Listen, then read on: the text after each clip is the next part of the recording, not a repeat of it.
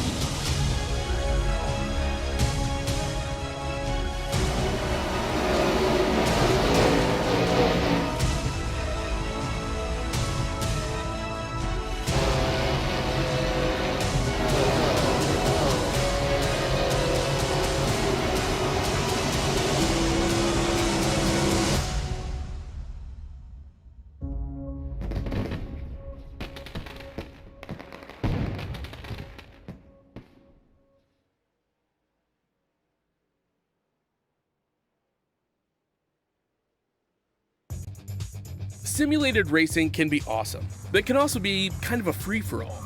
Interestingly, auto racing faced the same problem in its earlier days. Whether it was on the back roads, the beaches, or the city streets, the racing was fun, but there was always a certain level of chaos and danger, until some folks came along and put some order to all of this. Stuff like official racetracks, regulations about weight and equipment, and enforcement of standards. That's what gave us high-speed excitement, fast-paced action, and photo finishes. That's when racing became racing. The guys over at iRacing.com have made the same transformation in the world of sim racing. Sure, they've got the most accurate tracks and realistic cars out there, but that's just the start. See, iRacing analyzes the performance and results of each driver in every race, so you can be sure you're always placed in races where the competition will be tight, and that those reckless drivers who ruin it for us all are kept in the pits. Not to mention that with over 45,000 active members already in their vast community, you can find races day and night, so you can always get in on the action. You can even join a league of your favorite series. And since updates are always automatic, you don't have to worry about software and can focus on the track. Zip up your fire suit and check out iRacing.com.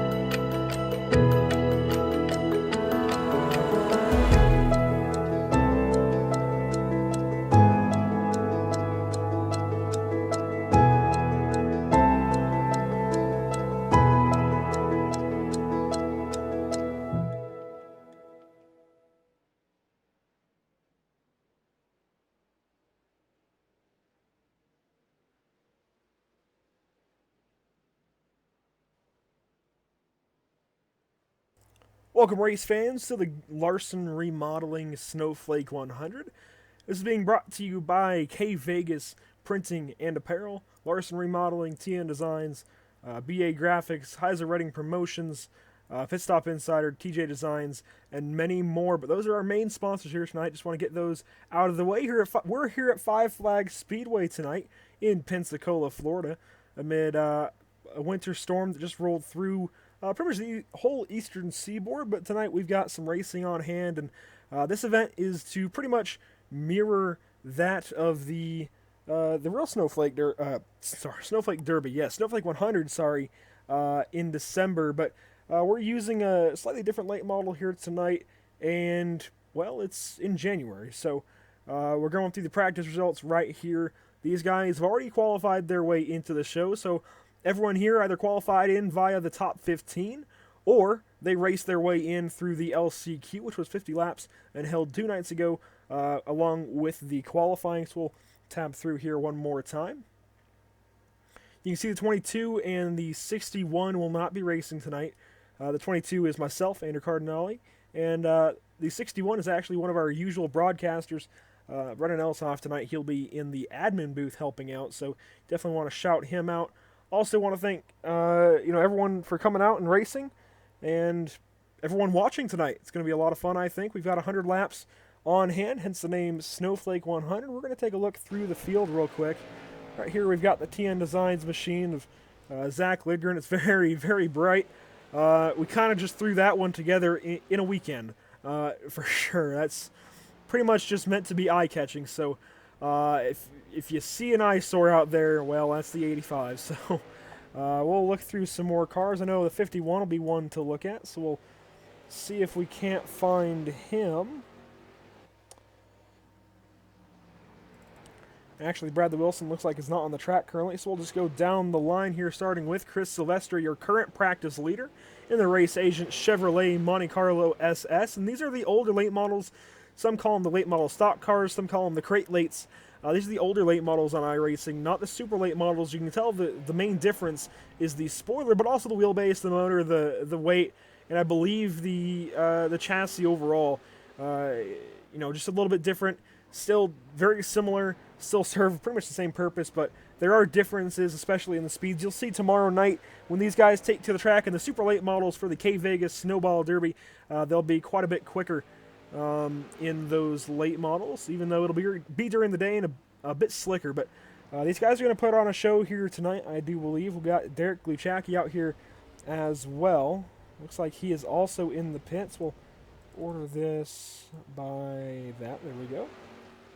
So we'll take a look at Ryan Kuhn here. He's out of the Northeast, and I know he's getting pounded by that winter storm. I forget the name of it, so I couldn't even help you with that. But everyone up in the Northeast, hopefully you're doing safe. I know I've got some family up there, and so far they're doing all right. Everyone up there, stay safe. Do the smart thing, whatever that may be. Quite honestly, I'm not used to dealing with winter storms, so I'm not the best person to take advice from. But anyways, so we'll look through the field a little bit more. Got Caden Honeycutt as well. He's actually in the pits. Daniel Falkingham from the iRacing Weekend Warriors group. Nice to see him out here in his number 82 Chevrolet. We also have Joe Burchett. He won both pole awards, so he'll be rolling off from the pole here tonight, as well as tomorrow night in the K-Vegas Snowball Derby in his number 26 Danville Toyota machine. We also have Jackson Allen, sponsored by The Hub, Sim Racing Giveaways, DirtToDirt.com, Salty Broccoli, and the Daniels Cardinale Racing Incorporated racing team here on iRacing. So that's a very nice car right there on the number 4. He's racing with Josh Robin right there in the 911 car. He'll be joining Matt Hummel. Actually, I don't think Matt Hummel was able to make it in. I think he's having some internet connection issues, but if Matt Hummel makes it in tonight or tomorrow night, he'll be helping represent the Nork iRacing League. Moving on, we've got Tyler Cox to look at. He's actually in the pits. We'll see if we can find Terry Mason. He's actually in the battle, so we'll watch this right now. A lot of sharp-looking cars on the track tonight, as well as tomorrow night, so it'll be enjoyable to watch, both aesthetically and just excitement-wise. So hopefully everyone tuning in likes what they see so far. And we've got a practice wreck. Nothing to be concerned about. So we're going to go through the results real quick while we watch Terry Mason there. Chris Silvestri currently on top of the speed charts. That won't matter, though, when it comes to his starting spot. Caden Honeycutt currently in second place. Just behind Chris Silvestri. A very nice time from the number 37. Ryan Kuhn is trying to pick up on some of their speed in the number 42. Daniel Falkingham currently in the 4th spot on the speed charts, with Joe Burchett in 5th, Jackson Allen in 6th, Derek Gluchacki in 7th, Tyler Cox 8th, Terry Mason 9th, and good old Jared Beasley in the 10th spot currently. If we move on to the next page of results here, we've got Corey Walters currently practiced in 11th on the speed charts, but tied with Gordon Larson Jr. Got to thank him for helping sponsor this race, and as well as David Heiza with Heiza Redding Promotions. He's currently in 13th. Aiden Young currently in 14th. Josh Robin in 15th. Jake Matheson from Jake Matheson Racing in 16th position. Bradley Wilson from BA Graphics in 17th. Reagan Parent in 18th, Kyle Willis in 19th, and Tony Boyd rounding out your top 20 currently. We'll move on to our final page of results. Looks like we have about 26 cars on hand tonight, and the back 6 of these guys will be Zach Lindgren, Spence Thompson, Kenneth Yance, Derek Pemberton, Richard Murtaugh Jr., and finally Jerry Glenn. But I don't think practice speeds will mean a whole lot once we get racing, because a lot of that's going to go right out of the window. You see currently we have 9 minutes left in practice. I think Brennan Elsoff is going to let these guys run that out. So we're going to take a look at some of these other cars throughout the field. Hopefully we can get some that are moving. You see Gordon Larson sporting the mellow yellow paint scheme of old. Very nice to see on his car.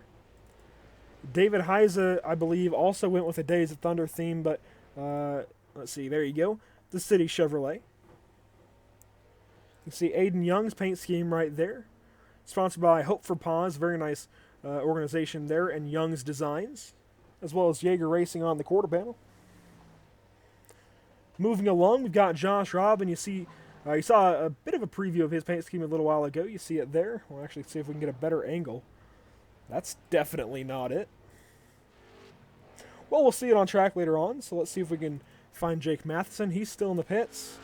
What about Bradley Wilson? He's actually on track now, so you can see him in the Oil Can Hancock's BA Graphics and DiscountShopTowels.com number 51 Chevrolet. That's actually inspired by the Z-Line Designs Joe Gibbs racing paint scheme of old. So a pretty nice paint scheme, actually. It looks really nice under the lights, so kudos to him and everyone at BA Graphics for getting that out on the track, as well as everyone at WFO Motorsports for putting a few cars on track tonight, as well as tomorrow night.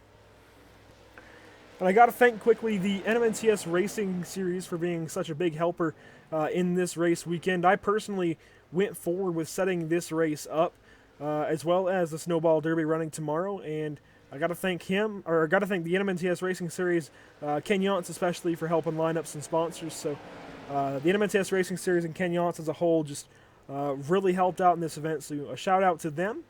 And we're going to continue looking through the field. We've got the 31 currently in the pits.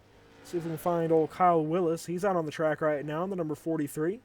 Also sponsored by Young's Designs. Tony Boyd out on track currently. Zach Lindgren is in the pits, so we'll look for somebody on the track. I believe, yep, Jerry Glenn in the number 98 is currently on the track. So here's a look at his paint scheme for tonight. And we'll also go through some of the onboard cameras. So I think we'll switch to, let's see, we'll get with, I think, Corey Walters here to show off some onboard cameras. We've got, obviously, the nose camera here. You can see a bit of the front bumper, actually. I wasn't anticipating that, so we'll get that sorted out before tomorrow night. But you can see part of the nose there, actually. That's not supposed to happen, but you can see the rear bumper camera as well, facing out the back of the car. Got one looking at the driver. Don't mind the fact that you see no steering shaft. That's just an iRacing quirk, I suppose. We've also got a camera looking out the rear window. You can also see the driver's helmet there off to the right side. Got the gyro cam here at Five Flags, and this will actually help you see just all the bumps that these guys deal with in the corners. This is a very bumpy racetrack, a very old racetrack, and so it's got a really rough race surface, and these guys have put a lot of rubber down over the weekend between Tuesday night through to tonight, and it's only going to get worse. Tomorrow's event is going to fire off with complete track usage. Those who are more familiar with iRacing may know that when you're setting up a lobby, you have the slider to turn on track usage to however you want it to start an event. And being that these guys will have now run 4 nights, including practice, on this track surface, we're going to bump that up all the way to 100% and let these guys just go at it tomorrow night for 300 laps. This is nothing compared to what we'll see tomorrow, so just keep that in mind. If you think you like the action tonight, just wait for tomorrow night and definitely stick around, because it's only going to get better with the K-Vegas Snowball Derby, and there's shirts available for pre-order on the K-Vegas Snowball Derby Facebook page. You can go to facebook.com/IR Snowball Derby / and you can order a t-shirt for just $15. It's to commemorate this event, and you can, if you're a fan watching, you can choose the name and number you want on the back. If you're a driver that's just now seeing this, you can get your number and name on the back, and there's a nice design on the front to supplement that. We'll watch Terry Mason now as practice begins to wrap up. We've got a camera on the top of the B pillar on the right side of the car as well, looking back at some of the action. So I think this is a pretty good camera angle. You've got plenty of in-car cameras. We also have a couple of pit lane cameras, so you can see pit lane exit here. This will be helpful for tracking guys as they make green flag pit stops tomorrow night, hopefully. We also have a pit entry camera. This will also be helpful for tomorrow night. You can also see the rubber building up on the outside of the track. Those are the marbles that these tires, these Hoosier tires, kick up and leave up on the outside of the track. So if you get up to the dirty part of the track there, up in the marbles, it's bad news bears. But here we've got the chopper cameras. We'll watch Ryan Kuhn and the race agent Chevrolet Monte Carlo go around the track, as well as the overview blimp, which will kind of show you the track from a wide angle, as well as some of the outlying terrain around the track. And this is modeled pretty closely to what it's actually like. iRacing does a pretty good job in that respect, but we've also got this blimp camera. A bit quieter for you guys as well, so it's a bit easier for me to talk over. And you see Ryan Kuhn getting up in the fence there, so we'll switch over to Jackson Allen as he's still on the track in the number 4 machine. We also have a pretty good camera for restarts. You can only imagine on the start of the race when these guys come out of turn 4 and they're double file coming down out of turn 1 for the very first time tonight. It's going to be wild because these guys on the start of the race will have to start at the same time tomorrow, or not tomorrow night, but every restart following the start of the race, the leader will choose when they fire off between the pace car pulling off into the pits and the iRacing green flag being automatically displayed. So there's a bit of a restart zone there. And then we also have this camera outside of turn 1, and we'll leave it here. I'm going to take a quick break, make sure I'm ready to go for this race, and I'll just let you guys peek in on the action.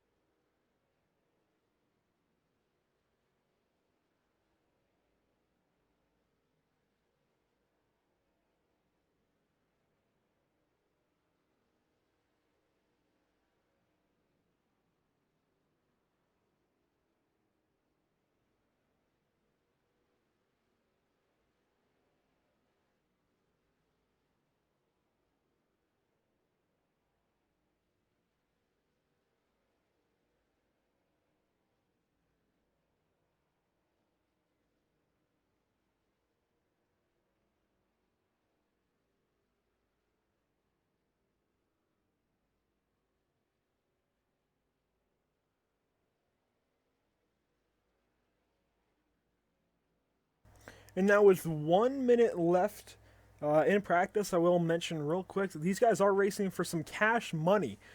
Now we've already given away, I want to say, let me do some quick math, that's $30 so far in total, I think. 15 a night, so yeah, that would make 50, or that would make 30. So we've given away $30 already to these drivers. 5 went to each pole sitter, and actually Joe Burchett got both of those awards. That was presented by BA Graphics, the BA Graphics Pole Award. Got to thank Bradley Wilson for making that happen.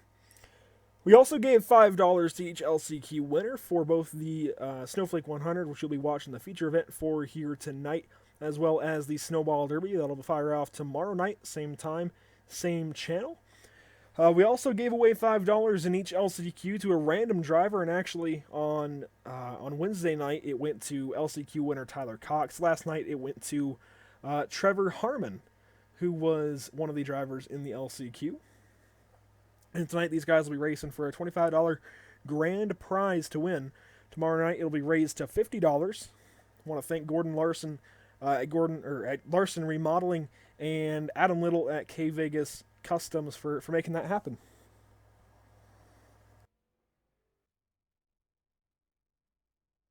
Warm up is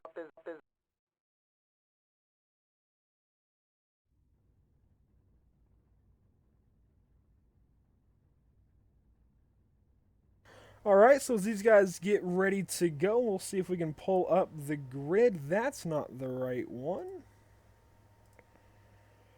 All right, so Joe Pritchett will be your pole sitter here tonight in the number 26. Let's actually get a camera angle on him, if we can. Where'd you go, Joe? There you are, Joe. So Joe will be on the pole, and whenever he loads up into the race, we'll get an eye on him. Daniel Falkingham will be rolling off to his outside in second position, with Ryan Kuhn firing off in third, Josh Robin in fourth. Caden Honeycutt will start fifth, with Aiden Young to his outside in sixth. Gordon Larson Jr. in seventh, Jackson Allen in eighth, Zach Lindgren in ninth, and Chris Silvestri in 10th.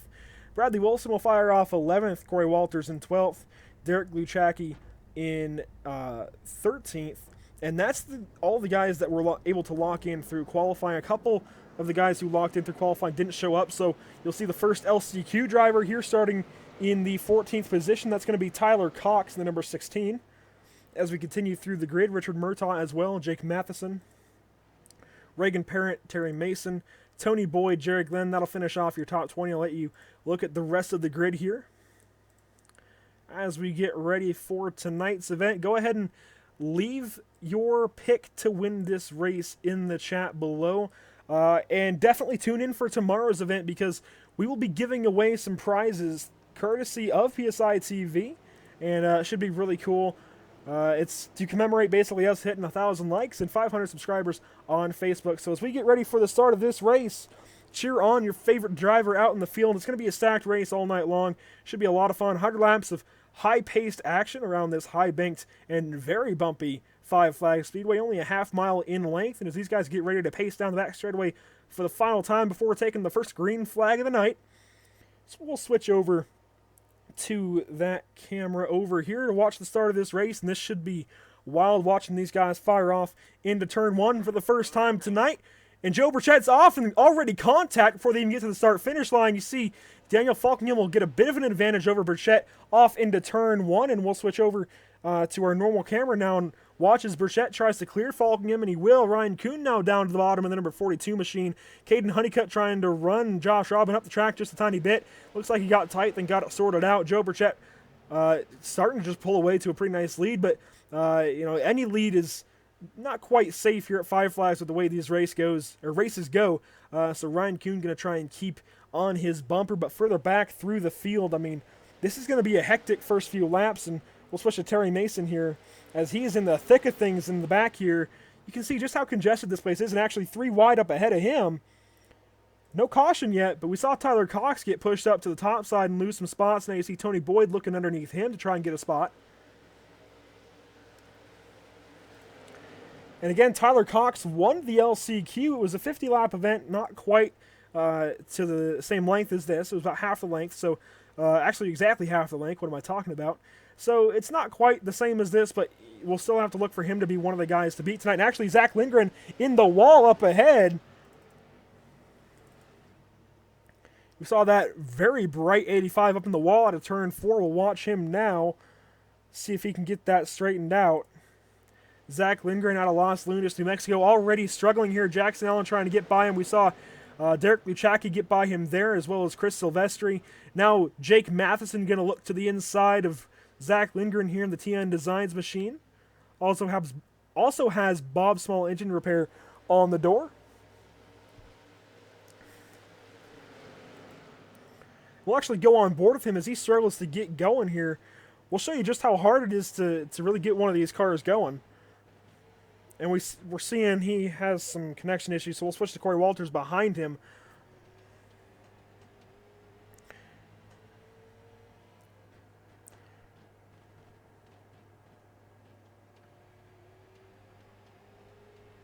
And don't mind me, I'm just sharing this around to get some more people watching.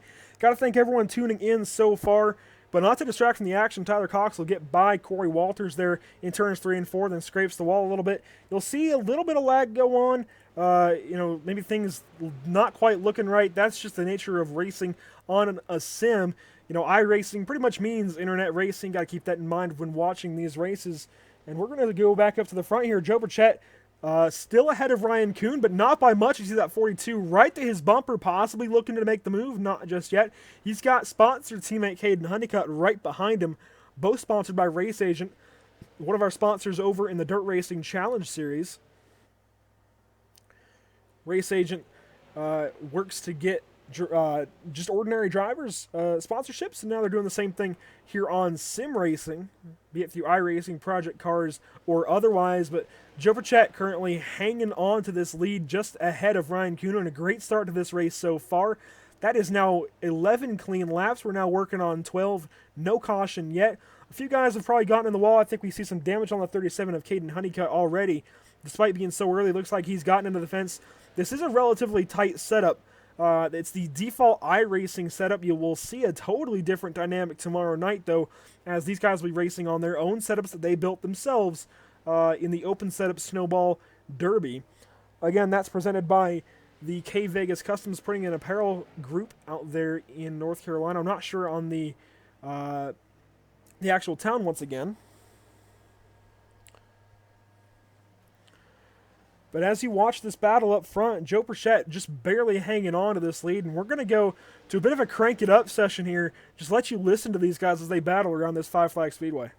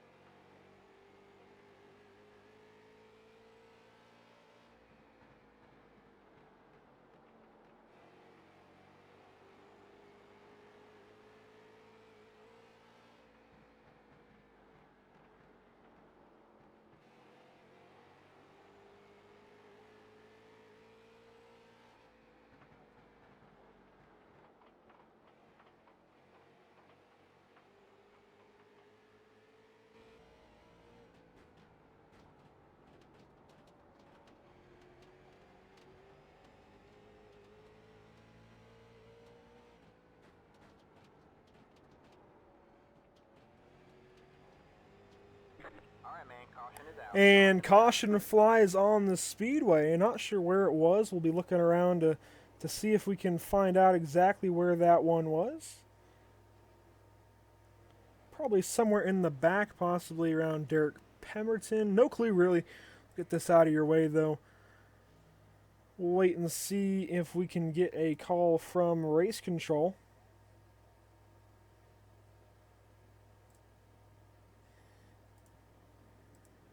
Oh, and a stack up trying to get in the pits. You can see the stack up trying to get in the pits here. It's a very tight pit entry, so that's part of that problem there. You see a couple of these guys going to stay out. We're going to look at the 98, actually. It looks like he had some pretty sizable damage. We'll see if maybe he was the caution here. We'll go back about 30 seconds, see if we can't find out exactly where that caution was. Looks like it's going to be Spence Thompson up into the 98. Jerry Glenn, he's going to collect Ken Yance, and we'll have to try and get some background on this. Watch the last couple laps before that incident. Spence Thompson, the 2016 champion over the NMNTS Racing Series, our parent league here for this race, so very interesting to see him getting into trouble already. But yeah, I think we'll find here in a moment Spence Thompson's going to end up pushing up into Jerry Glenn through 1 and 2 right there, right up into the 98, and Ken Yance unfortunately ends up getting collected, but I don't think anyone else is going to get any damage out of that wreck there. I think it's just going to be Jerry Glenn and Ken Yance that really get the damage out of that one. We'll go to Ken Yance's onboard, try and get a look at that from his perspective, as obviously he had nowhere to go. He was just trying to follow these guys, and all of a sudden he had a 98 left front up on his hood. He's trying to follow David Heise here on the 97, and you'll see just how quickly everything happens here at Five Flag Speedway and how little room there is to miss something. You see the 83 get into the 98. He comes spinning down, and there's nowhere for Ken to go, and that's going to be a complete, probably fast repair. These guys have one fast repair to work with. I think Ken did use it. I definitely thought he was going to need that. So you see Jerry Glenn also used his. So already pretty hard hits for these guys in the back, and really, that just shows nowhere's safe in this kind of a race at Five Flag Speedway. And Corey Walters actually going to assume the lead. I believe he stayed out to get that lead. As we look back through some of the field, actually he's going to, they're doubling up. Sorry, I thought he was going to go to the back, but these guys are getting ready for the restart already. And again, everything just happens so quickly, I can't even keep up. So let's see, we'll get the camera ready for this restart as Corey Walters will lead them off out of turn 4, off into turn 1. He will have the choice of when he wants to restart this race. You see them coming around turns 3 and 4, and now Daniel Falkingham to his outside, Jackson Allen behind him. They're already off and away. Corey Walters almost made a restart violation there, but he was able to catch himself just barely in time. We see a lane change in the back. That was a 31, Reagan Parent. We'll let race control focus on that, though, as you see a big battle going on back here for the restart, and Joe Burchett going around in front of the whole field. Luckily enough, only one car hit Joe Burchett spinning number 26. We'll get a replay of that. We're going to go all the way back to that restart. And we'll watch as he goes through this restart, tries to get out of this clean, but unfortunately will end up getting turned around. I'll just let you guys watch this here.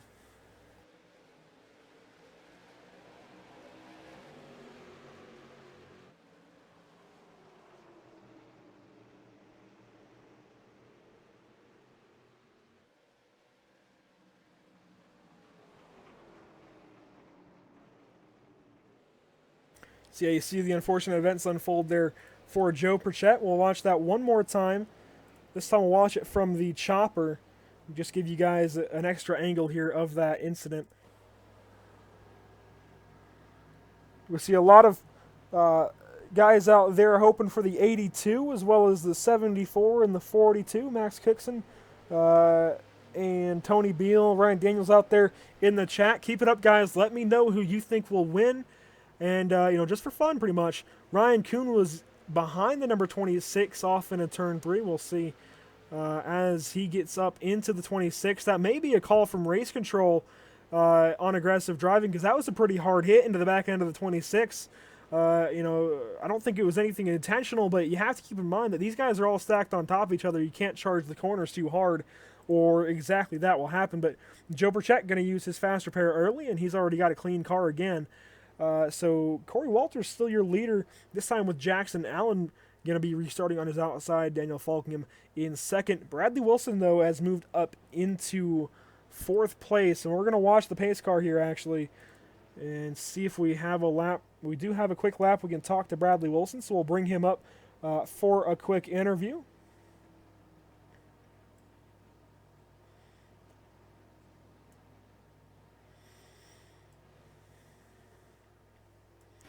Bradley Wilson, I know we may be a little bit pressed for time. Just wanted to check in real quick with your number 51 and see how you're doing.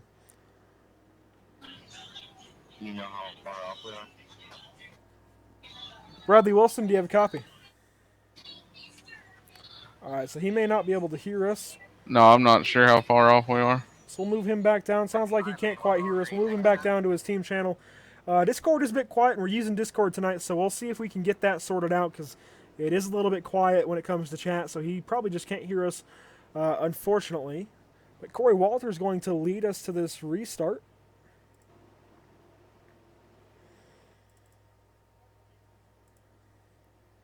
This time we're going to take a new angle here for this restart as these guys come through turns 3 and 4. This is lap 30 of 100 with 70 to go. Corey Walters fires off early. We'll have to make sure he stays below that line. He does. No restart violation there from the 28. And these guys are not allowed to just switch lanes. Much like in NASCAR, they cannot switch lanes before the start-finish line. So that's why I bring up the restart violations. Daniel Falkingham through to 2nd place, but Jackson Allen trying to fight back on the top side. I'm not sure who that is in that race agent paint scheme getting through on the bottom. I think that's the 03, Derek Luchacki, working his way into this top 3 battle. So currently, if the race was to end now, which it is far from ending now, it would be the 28, 82, and 4 getting a payout, but caution is out on the Speedway. Looks like it may have been David Heisa in the back. Definitely was. We also see Jared Beasley involved. See if we can't get a look at what happened here. Those couple of cars are real torn up.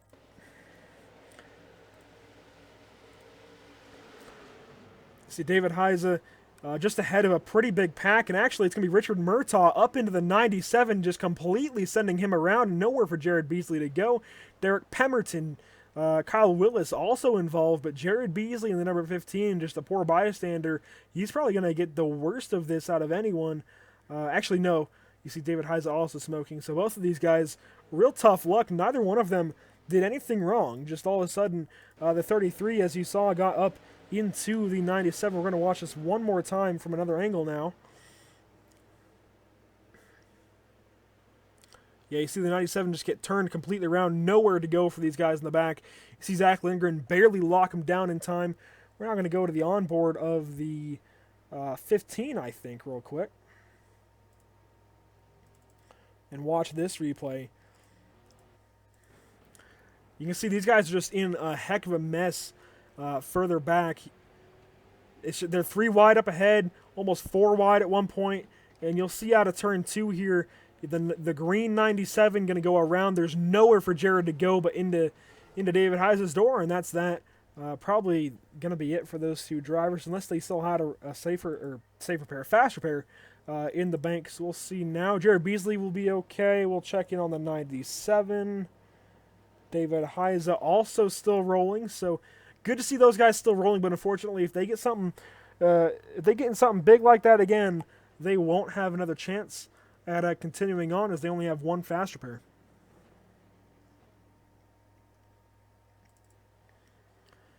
Back up to the front, Corey Walters still your leader, and this is a bit of a shock to me. He qualified decently, got himself into the show from qualifying, but I definitely didn't expect to see him up in the front. I honestly thought it was going to be a Joe Burchett, Ryan Kuhn kind of night all night long.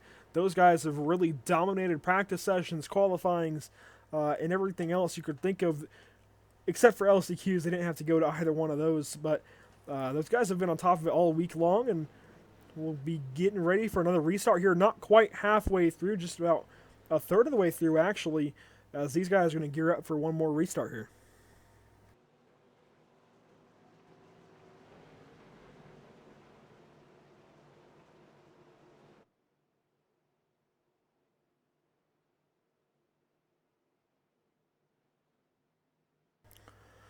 And as they round turns 3 and 4, Corey Walters is probably going to get right on it, and he does, restarting real early. You'd think these guys would catch on by now. Ooh, some tight racing in the back, possibly some lane changes to be called out. We'll see what the race control decides to do. But up in the front, again, a swarm of cars trying to get at that number 28. And actually, it looks like Corey Walters may have the most viable competition yet, as he's been restarting up front and just able to hold on to these leads. But Derek Luchacki right on Corey Walters' bumper. And we'll watch from the right rear of the number 28. Watch back at the 03, sorry. And Race Agent sponsoring quite a few of the cars out here. You see Luchacki going to get to his bumper. Will he put the nose to him? Not just yet. I don't think he's going to put the nose to him. But, oh, that was a bit of a move out of turn 2. I'm not sure if I think the 03 was maybe getting loose or what. But I wouldn't be surprised to see the bumper come out at some point once we get further into the race. The general consensus around the races so far have been, there's fenders, doors, and bumpers on these cars for a reason. They're not F1 cars, and there's a reason for that. But you can't overuse them. The admin will step in because, since there's money at stake, we don't just want to see this race turn into a junk fest. As now Derek Luchacki going to work his way cleanly by the number 28. Easily gets by him there, actually. I think it actually be just going to be new tires versus old tires. Chris Silvestri going to follow through on the bottom. Now Jackson Allen looking for a hole in that number 4 machine. Corey Walters in the fence. That's actually going to help him get in front of Jackson Allen. I think if he hadn't hit the fence and ricocheted off the wall like that, it was going to be real hard to get in that slot, but he was able to make it work. A pass for the lead. Chris Silvestri off and around the number 03 so far. He's going to hang on to it. That was a heck of a pass from Chris Silvestri to get that lead. I was not expecting to see Gluchacki dethroned so quickly, considering how easily he got by the number 28 of Corey Walters, but Chris Silvestri makes easy pickings of that number 03, and is going to start pulling a lead on him as well. Those guys are sponsor teammates, so Race Agent has to be pretty happy seeing these guys up front. Right now, taking up your entire screen as the lead battle. That's got to be pretty encouraging for the Race Agent organization, but they're not out of the clear just yet. We still have 50 laps to go in this race, and anything can happen in that time. We're going to go back in the field a little bit, look at Bradley Wilson, Aiden Young, and actually a caution is out in the back once again. Looks like Kenneth Yantz may have been the victim this time.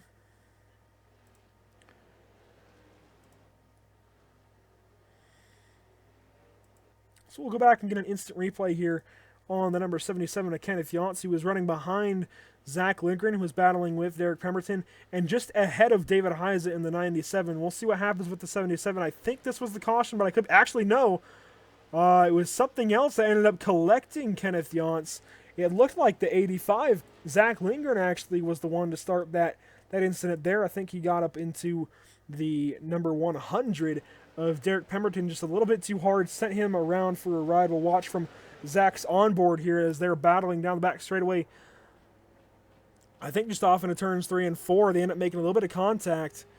Yeah, some door checking there. So these guys must have been racing pretty aggressively, and I think Zach just unfortunately got into the corner too hard. That sent the number 100 of Pemberton right around, and unfortunately that's going to cause some damage to that machine as well.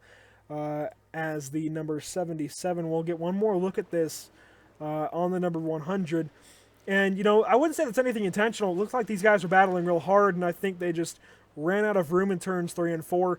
Zach Lindgren unfortunately got up into the number 100 of Derek Pemberton. See right there the contact. It just unsettles the 100 enough, and Ken Yantz nowhere to go. Looks like the damage to the 77, though, isn't too bad. He should be able to rebound from that, no problem. We'll actually check in with Kenneth Yantz. I think, yeah, he's going to keep going, going to keep trucking in that Pontiac G8. Looks like he'll be just fine in that number 77 machine. Sporting K Vegas on the rear end. I like that. And yeah, Ryan Daniels picking either Jackson Allen or Aiden Young, and Alan Young must be a brother of Aiden Young out there supporting his little bro, so that's awesome to see. I think these guys are going to double up for the restart here, so Corey Walters actually, I think, has one more pace lap to go before these guys restart. Now we see Spence Thompson entering the scene. And actually, it looks like he has to yield to somebody here. Not sure why. But either way, Spence Thompson entering the scene, as well as Jerry Glenn and Joe Burchett getting back into the scene after getting spun a little while ago. Derek Gluchacki still hanging on. He's got a pretty mangled front bumper. Excuse me. Ooh. Sorry if my voice gets a little bit hoarse, if I start to cough a little bit. Remember, I am calling this race alone, so I may get to that point after 100 laps. So hopefully we have somebody else in the booth with me tomorrow night for 300. As these guys round turns 3 and 4, we reach halfway, and Corey Walters has the call. He's already off and away. Joe Burchett going to try and match that restart from the 28 of Corey Walters. And you see the rest of the field come by the line and spread out, trying to get any spot they can. Back up to the front. Corey Walters trying to hold off Joe Burchett. Joe Burchett actually fell way back, but he's going to hang on to second place, which has to be a huge gain for him, as most guys restarting in second place immediately lose that spot to whoever's restarting in third. But it looks like Jerry Glenn didn't get a very good restart. Now Derek Gluchacki going to file into third, and a caution out in the back.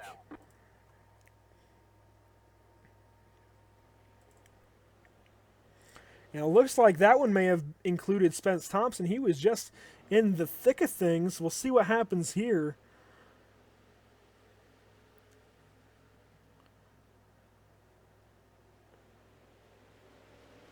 We'll wait and see what happens to Spence. Oh, I think there was a checkup up in the front, and then a wreck afterwards. Oh, man, that is a wreck. That was a wreck right there. So we're going to get one more look at this. I think this started with the 00 of Gordon Larson possibly pretty close up to the front, actually. This is around the 7th or 8th position. I think David Heisa might get into him here, and he does. And those guys are teammates, so that's not anything intentional. They see the resulting checkup, and Ryan Kuhn going to get a bunch of damage. You see Gordon Larson get shuffled up the track, and Zach Lindgren nowhere to go, Terry Mason nowhere to go, Kyle Willis, Tony Boyd. Countless drivers, unfortunately, going to fall victim to this wreck here. And we'll get a couple more looks at this, because this is a big one. That was a big wreck. Hopefully there's some of y'all out in the chat that saw that. I mean, that's... Whew. It's this big wreck unfold in front of us. And man, we saw the 37, Caden Honeycutt involved, the 31, Reagan Parrott.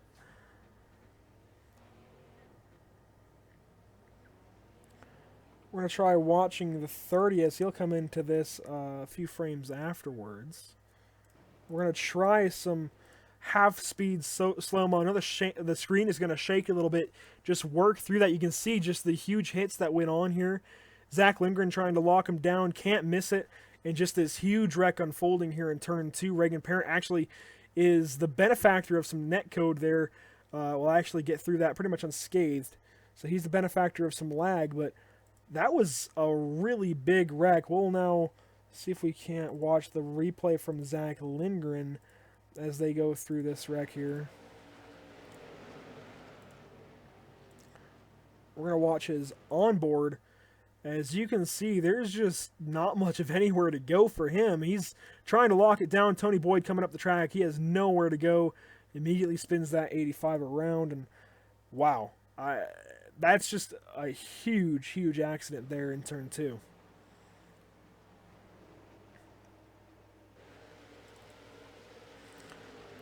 And again, there's no way David Heisa meant to get into the 00 of Gordon Larson there. Those guys are teammates in the NMNTS Racing Series, so that certainly was not intentional, but you see Gordon Larson go for one heck of a ride. And wow.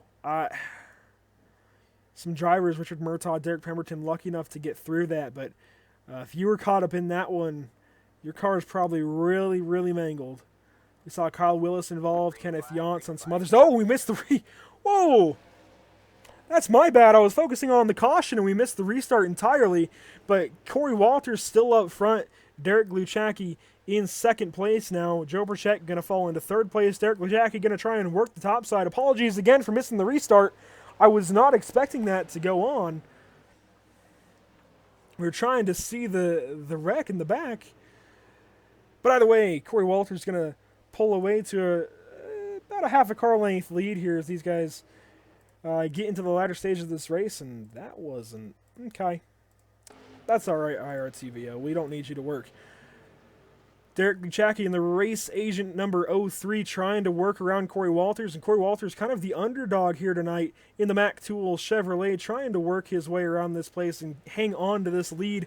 He's been leading since about lap 30, lap 40, and now caution out in the back once again. These guys will probably see some penalties come down from race control if this continues on. Race control not going to want to see all these cautions coming out, so we'll look for this caution somewhere in the back of the field once again as they'll wait up for the pace car. We'll try and make this run more smoothly. Jerry Glenn dipping down the pits. That may spawn a penalty for the number 98. Looks like possibly David Heisa again. You see the number 97 all sorts of wadded up. We'll see what happens here.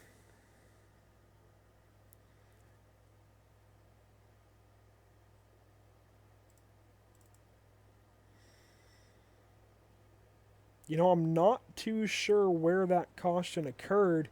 We saw some checkups and some slow cars from various angles. We'll try and get another look at this. We'll go back a ways.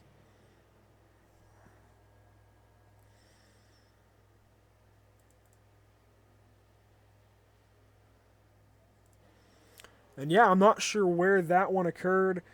It may have just been a fluke. Maybe somebody stopped trying to let someone by or something. I don't think there was an accident. You can see the field coming out of turn 2 there. Everyone's straight. I don't think there was an accident of any sort. Yeah, I'm not seeing anything as far as an actual wreck goes. May have... Actually, there was a check... No, I think that's just for the caution.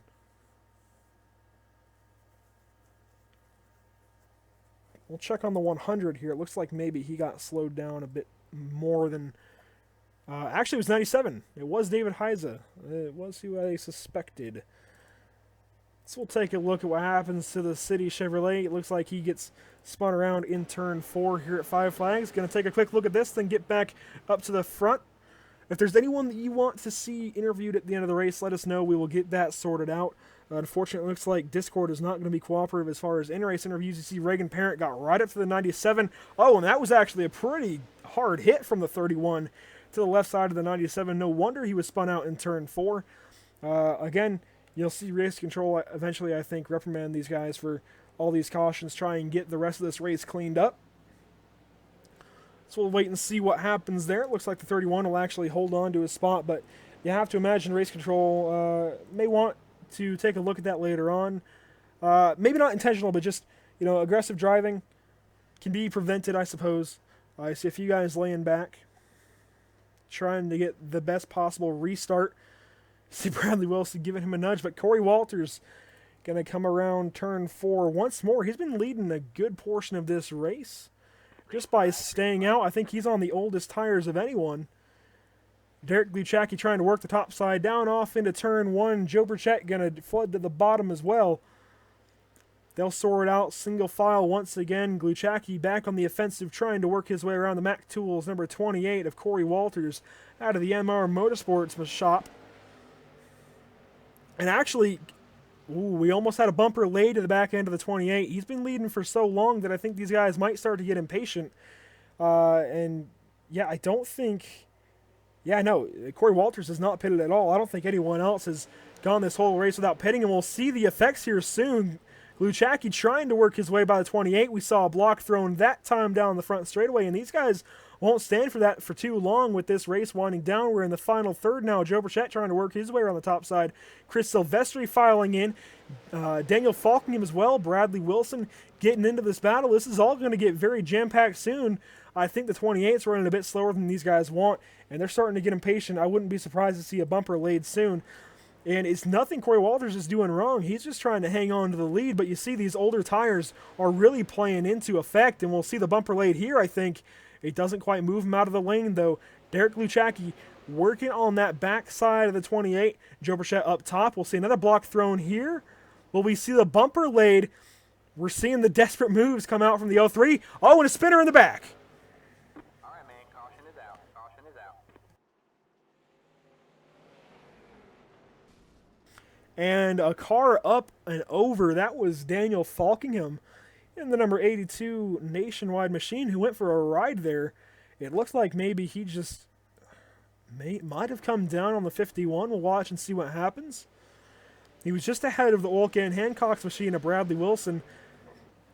Bradley gets to the inside here through turns 1 and 2, and I think you'll see these guys just end up making some contact in turn 4, and there's nothing you could do once you get some wheel-to-wheel contact, right front, left rear.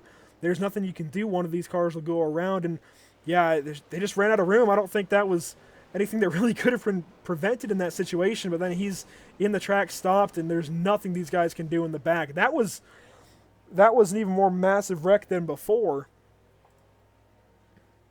And that's not what we like to see here, but thankfully this is a simulator. These guys will get through without damage, or not damage, but without health issues. We don't have to worry about that, whereas I feel like this may have been a dangerous wreck otherwise, but just absolute carnage in the back of the field. And that just goes to show exactly how congested this place gets and exactly how fast everything happens. There's nowhere to go. There's no time to react. We'll watch this time in slow-mo.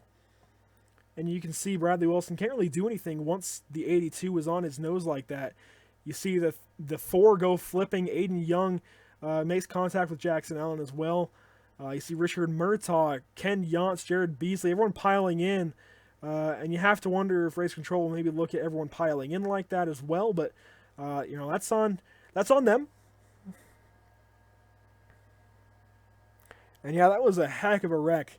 You got to wonder if maybe race control will look at some of those incidents there with those guys just flat-footing into the wreck, because a lot of that damage at the end could have been prevented.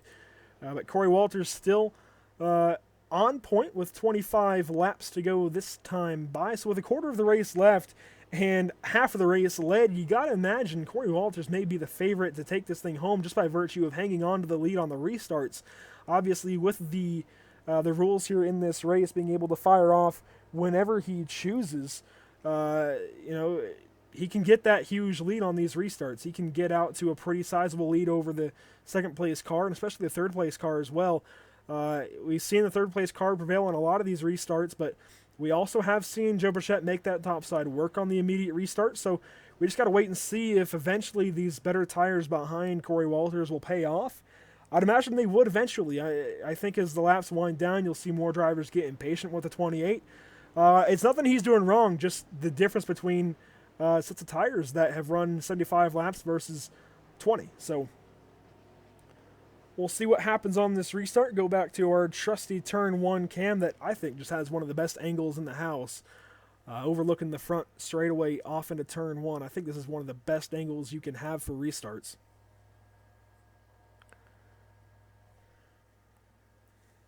And as the pace car rounds turns 3 and 4, possibly for the last time, hopefully for the last time, Corey Walters on the loud pedal. He's going to get going in that Matt Toole Chevrolet. Off to the bottom already, trying to protect that spot from the oncoming onslaught of aggressive moves from the 03 and 26. And now the 74, Chris Silvestri, going to try and mix it up as well. We haven't seen Silvestri get into the mix in a few laps. We see Gluchacki really trying to work on Corey Walters. The bumper laid into turn 1. It doesn't really work, though. Ooh, that was a risky move there from Gluchacki to try and lay the bumper to Corey Walters twice in a corner. It almost worked out, but Chris Silvestri gets by on the bottom. You got to wonder if these race agent guys are going to work together at all. But 2 race agent paint schemes, both on the 74 and the 03, and actually a bumper laid there. Chris Silvestri trying to get by this 28, doing anything he has to do, and that was a huge shot laid to him. But it was relatively clean. You gotta remember, this is a simulator. You get a lot of really nasty moves pulled, but that was a pretty clean bump and run, if you ask me, to get the 28 out of the lead, and I think that may be the reign of Corey Walters coming to an end. You see Chris Silvestri through to the lead. Now Derek Gluchacki going to follow as well. Actually, Corey Walters retaliating a little bit. Gets into the back end of the 03. The 03 is going to block him to the high side. Now Joe Burchett on the bottom, bringing Tyler Cox along with him. You got to wonder if Bradley Wilson will get into this mess. Jake Matheson on his back bumper as Corey Walters falls further and further back.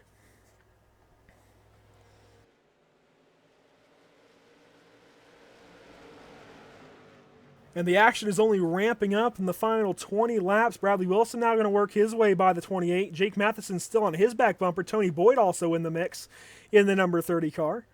Tyler Cox, you can see some damage to his nose. David Heiza also trying to get into the battle, possibly for a race win, if not at least the top 10. Bradley Wilson through to the 5th spot. A slow car on the bottom, Richard Murtaugh Jr. actually nearly caused a pretty big pileup down the back straightaway for these leaders. As we're going to switch back to the lead, Chris Silvestri starting to check out on sponsored teammate Derek Gluchacki, but Derek Gluchacki actually has company from the number 26 in the form of a Danville Toyota. Joe Burchett trying to bring Tyler Cox with him to the front, and these guys are doing it so far. They've got up to Derek Gluchacki, but they've got to work by him, and that's not going to be easy from what we've seen so far. Derek Gluchacki pretty quick and definitely aggressive in these last 30 laps or so. We saw both he and Chris Silvestri were working on that back end of the 28 of Corey Walters, and they both laid the bumper to him. Eventually, Silvestri was the one to make it work and get that spot, get that lead, and that could be what it takes to get $25 here. Currently, there would be 40 of, I believe, $50 up for grabs going to the race agent drivers in the race. And there's quite a few more, but these two I think have been the star of the show so far. The 03 Derek Gluchacki and the 74 Chris Silvestri. Joe Burchett, though, trying to work by the 03, and we're just going to document this battle as, Burchett's going to probably try and get more and more aggressive. Actually, the bumper laid right there. I think we'll see more of that as the laps wind down. Joe has to start thinking about how he's going to get by the 26, or sorry, not the 26, the 03. And, when he's going to do it, because actually caution out in the back. I was going to bring up cautions, but also you got to imagine there may be some retaliation if he uses the bumper. So we'll find where that caution was in the back, possibly the number 100. It is the number 100, Derek Pemberton.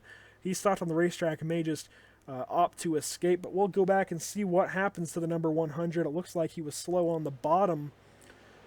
And we saw the 88, or not the 88, but the 85 and the 100 get together a little while ago. This could be part of that same issue earlier on. I wouldn't imagine so with Zach Lindgren in the mix. He's always a cool head, but we got to keep an open mind to what's going to go on here. Zach Lindgren actually gives the 100 a shot once again, and Zach's going to pay for it. Oh man, that was a nasty wreck for both cars there. Zach is able to actually pull away. I'm not sure if Pemberton will be able to. We'll watch that from Zach Lindgren's on board, though. I think just another accident, another matter of accidentally getting up into his bumper. And if IRTVO wants to cooperate sometime in 2018, before 2019 comes around, we'll try and show you that from Lindgren's on board. Bear with me here. That looks like our system is wanting to fight back a little bit, so give me just a moment.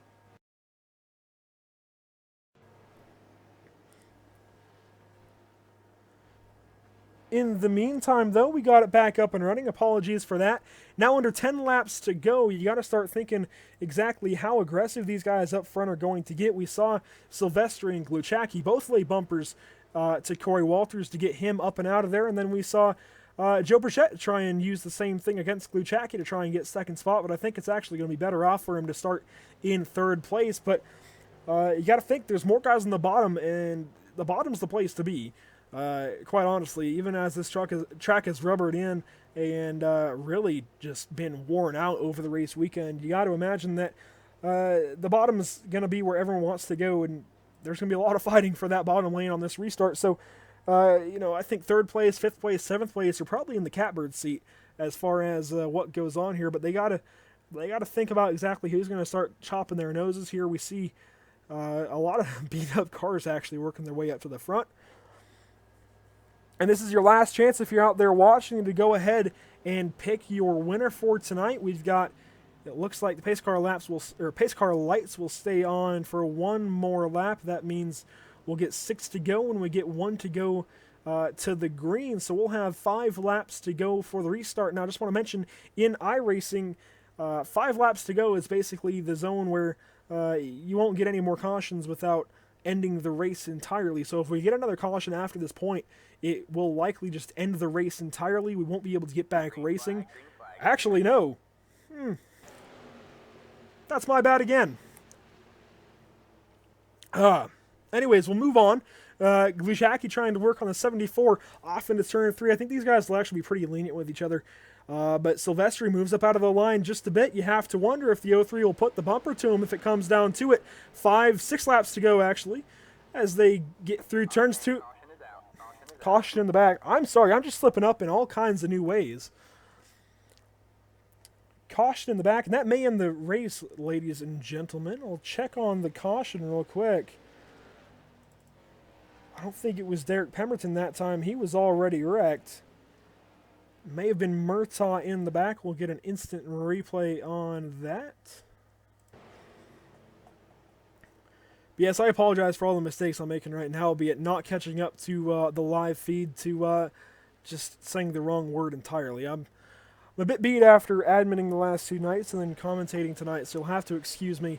We'll get it worked out for tomorrow night. Actually, that was an interesting wreck there. I don't think anything intentional was on the mind of Murtaugh, but we'll watch this one more time from Richard Murtaugh's on board in the Nationwide Chevrolet. He's going to get up into the number 9 here out of turn 4, and I'm not sure exactly what happens if he just gets tight, but he really drills Aiden Young in the door and spins him right around, and I think that's going to be it for Aiden Young, unfortunately. I don't think he'll be able to come back from that one.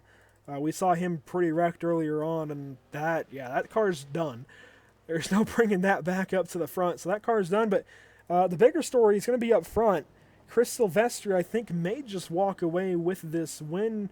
That's 2 to go. Pace car lights are still on, so we won't call it official just yet, but as of now, Chris Silvestri will be your race winner. Derek Gluchacki in third, Derek Gluchacki in second, Joe Burchett in third. But yeah, you see Daniel Falkingham saying he'll feel that in the morning. We'll try and interview Falkingham just after the race if we can, if Discord actually wants to cooperate. And we'll also try and talk with the 9 of Aiden Young if we can, as well as possibly the 33 of Richard Murtaugh. But Chris Silvestri will be your race winner here tonight in the Larson Remodeling 100. Got to thank Gordon Larson at Larson Remodeling, in Odenville, Alabama, for helping out with this race tonight. Definitely helps to be able to give these guys a little something for winning this race, and we'll see Chris Silvestri pace around for the final time tonight. Unfortunately, this race will end under caution, but we'll check the results out before getting any interviews on the stream. So Chris Silvestri, again, going to walk away with your race win tonight, and it will be his teammate Derek Luchacki taking home second spot. Joe Burchett will walk away third, with Tyler Cox in fourth, Jake Matheson in fifth. Bradley Wilson will come home just short of the top 5 in the sixth spot, with Corey Walters in seventh. Tony Boyd, a great performance out of him, as well as David Heise and Gordon Larson Jr., 8th, 9th, and 10th, respectively. Moving on, our plethora of great drivers here tonight. Ryan Kuhn in the number 42 will come home in 11th. We saw him be real fast in the early goings. Unfortunately, he fell off towards about the middle of the race. Reagan Parent in 12th. Josh Robin in the 911 car in 13th. Zach Lindgren in 14th. Aiden Young will end up 15th, 3 laps down, with Jackson Allen 4 laps down in the number 4 in 16th spot. Richard Murtaugh 6 laps down in 17th. Terry Mason 8 laps down in 18th. Derek Pemberton in the number 100 will finish the race 11 laps behind the leaders in 19th spot, with Daniel Falkingham DNFing from the event in the 20th position. Moving on to the final 6, Jerry Glenn will finish the race 29 laps down, with Ken Yachts 30 down. Jared Beasley as well 30 laps behind. Kyle Willis 47 laps behind the leaders. Spence Thompson with another early exit, 49 laps behind in 25th. And Caden Honeycutt will round out the field in the number 37, 72 laps down tonight. And again, you got to thank Larson Remodeling as well as K Vegas Customs for making this race weekend happen, as well as, of course, Heise Redding Promotions. We're going to get some post-race interviews going over iRacing, hopefully. Okay, we have no notes from the race official, so we'll try and key up. Chris Silvestri, this is Andrew Cardinale in the PSI TV booth. Do you have a copy?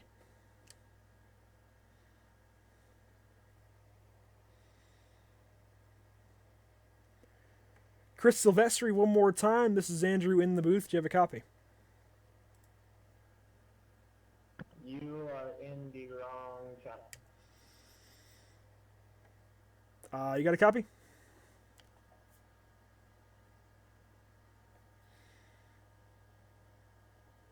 Who?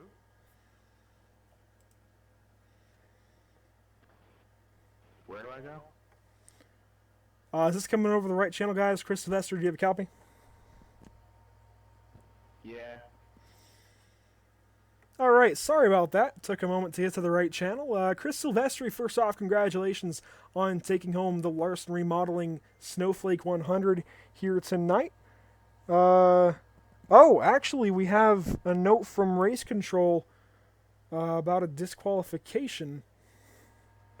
We'll get the interview in anyways, and then let Brendan take care of that. But either way, Chris Silvestri, you're going to come home in the top spot.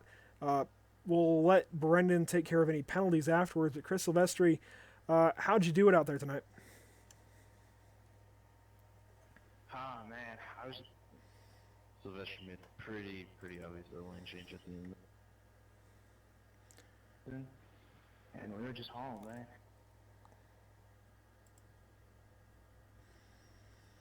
I'm sorry, we missed that. To the other admins, going to need that clear right now because I can't change my channel. But if we can get Silvestri to just have an open mic here, that'd be appreciated. So, Silvestri, if you could repeat that, that'd be great.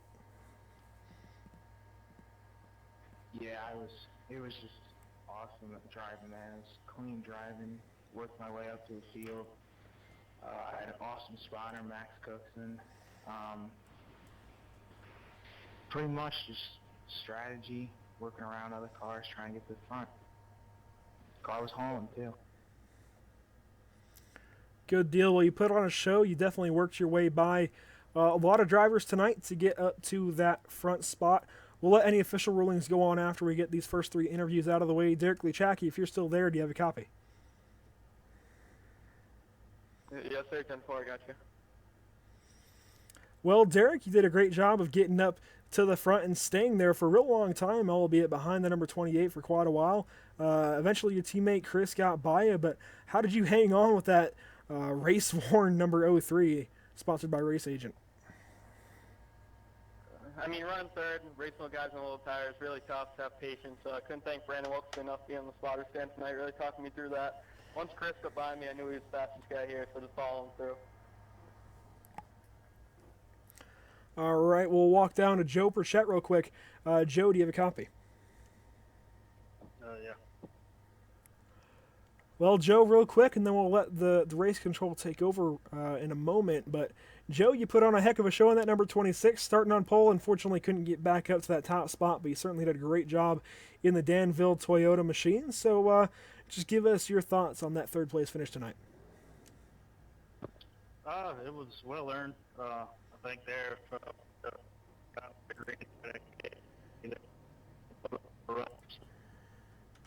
Otherwise, I think it was a hard-fought effort just to get back up into the top 5. Ton of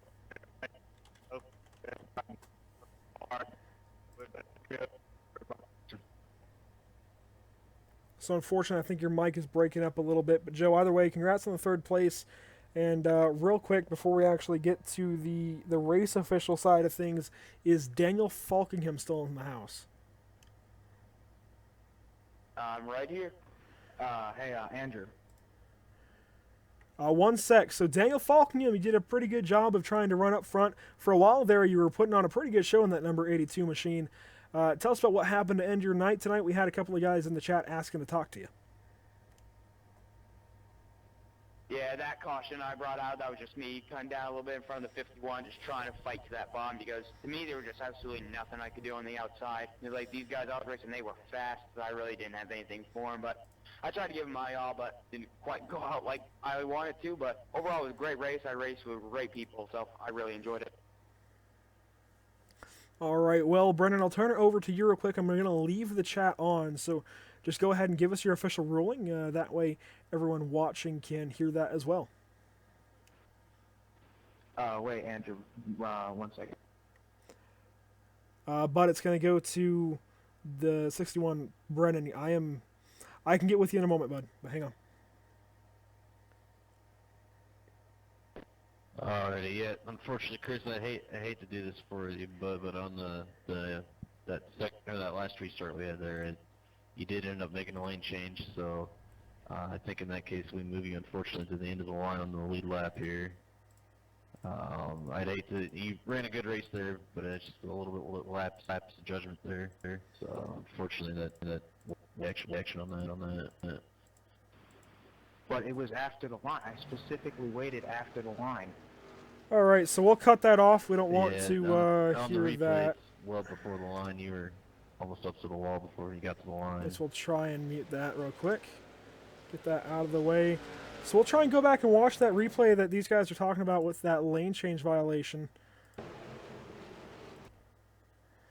It was on the 74 here, so we're watching the number 74. We've got to watch for this. I don't want to spoil the details in there right now, but official call from race control right now is that the 74, Chris Silvestri, is disqualified. Not sure why. I'm not sure if this was the actual restart on which it took place. But we'll see if this would be where it happens. We're going to go to the view here in turn one. So guys, hang on just a second because there's some developments here going on, and this could give the race win to Derek Lichacki, second place to Joe Burchett, and third then would go to Tyler Cox. Let's wait for this. I believe this will be the restart in question. Let's wait just one moment. These guys are on turns 3 and 4. We'll watch for the pace car, and there it is. So wait just a second. Watch that top car in the second row. See if he makes a lane change before the start-finish line. He didn't there. So we could have just found the wrong restart. We'll give these guys a chance to... we'll watch through this replay here. Watch through what goes on with the 74. I see no incident just yet on the number 74 on that restart.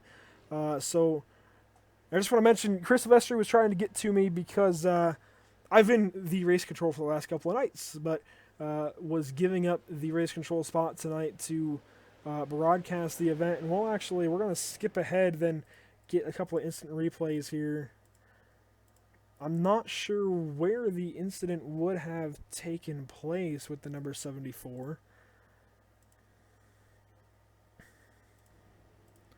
We'll go back in smaller increments now. We'll see if we can find this. Apologies for the jumping and not really knowing where to look, but I'm not sure.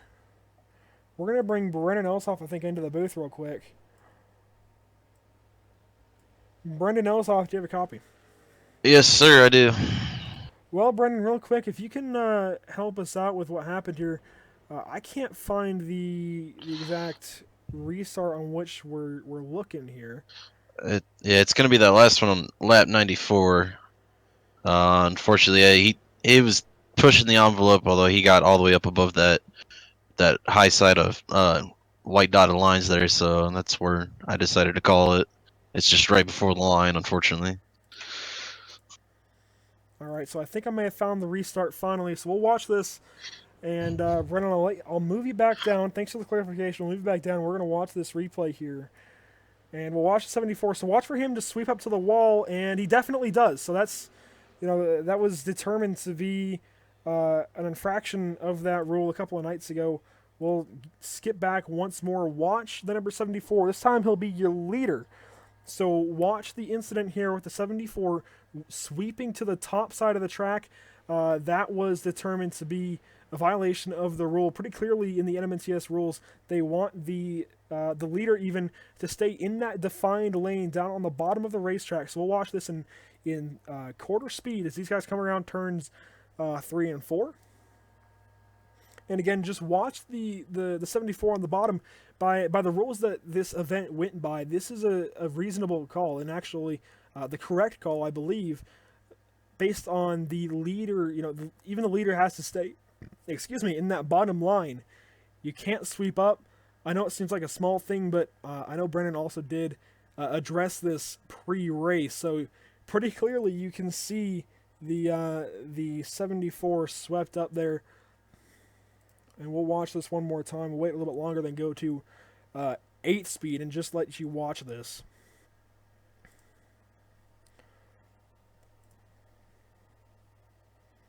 We'll find a good camera. And that's not going to be it. We'll go back to the one we had. So just watch that black car, that front black car. He's going to sweep up to the top lane. And by NMNTS rules, by the definition of the rule, that is an illegal move. That is a violation of the restart rules. So the 74, since a penalty cannot be assessed under green flag, the penalty for that would be a pass-through, and it looks like Race Control had to review that for just a lap before making sure the call was correct, and by that time the caution was already out, so they couldn't assess the penalty until the caution already came out. So that's why the penalty will come out and be enforced to the number 74 after the race. So if you're wondering, that's the clarification there. So we're going to, I think, end it there. We'll go through the results real quick. I want to thank everyone for hanging around. Unfortunately, a bit of confusing circumstances there with the end of the race, but that is the clarification on the rule there. So we're going to go ahead and show you guys the results, and we'll sign off for the night. It shows Chris Silvestri on top. He will be disqualified for a restart violation. We'll go to the back of the lead lap, in which case Derek Luchacki is your race winner of the Larson Remodeling Snowflake 100. So one race agent car gets disqualified, another ends up getting the win. I think that's a decent trade-off. Not a great one, but I think still keeping the win is okay. Derek Luchacki will walk away with the win in the number 03 machine. Joe Perchette in the 26th will now move up to second, with Tyler Cox in third, followed by Jake Matheson, Bradley Wilson, Corey Walters, Tony Boyd, David Heiza, and Gordon Larson Jr. We'll just go through the lead lap drivers here. So this will move Ryan Kuhn into the top 10, followed by Reagan Parent, Josh Robin, and Zach Lindgren. And the number 74, Chris Silvestri, will take over 14th position. So I want to thank everyone for tuning in. I want to thank our sponsors, Larson Remodeling, K Vegas Customs, Printing and Apparel, the TN Designs, BA Graphics, TJ Designs, Pit Stop Insider, Race Agent, Scott Brotherton Imaging, I forget now. It's been a while. All-Star Sim Racing, NMTS Racing Series, the Dirt Racing Challenge Series, the iRacing Weekend Warriors Group, and many, many more. We'll cut it for there. And will do, Tyler. I want to thank everyone for tuning in tonight. This will go up on YouTube after the fact. I want to thank everyone for racing, putting their support into this event. I want to thank everyone for watching. I enjoyed calling this race, and hopefully you enjoy it as much as I did, and hopefully you enjoy the Snowball Derby tomorrow night if you watch live, and if you're watching on YouTube, it'll probably just be in a couple of days. But thanks everyone for making this event happen. It was a lot of fun, and we'll see you tomorrow for the K Vegas Custom Snowball Derby.